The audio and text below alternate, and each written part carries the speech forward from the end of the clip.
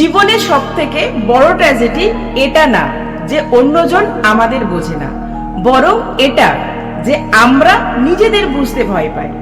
আমরা সবসময় অন্যজনের প্রশ্নের উত্তর খুঁজে থাকি আর নিজের প্রশ্নকে ইগনোর করি। আমাদেরকে এই সমাজ শেখায় যে সবকিছুর প্রুফ হতে হবে, কিন্তু আমাদের কাছে একটা সলিড প্রুফ আছে, ওটা হলো আমাদের এক্সপিরিয়েন্স।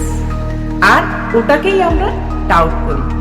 এই ডাউট, এই ভয় ধীরে ধীরে মানুষকে শেষ করে দেয়।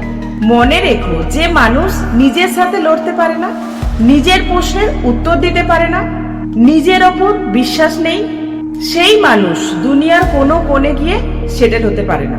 তাই বলছিলাম, নিজের ওপর বিশ্বাস রাখো, নিজের পরিশ্রমের বিশ্বাস রাখো। আজ না তো কাল সফলতা আসবে।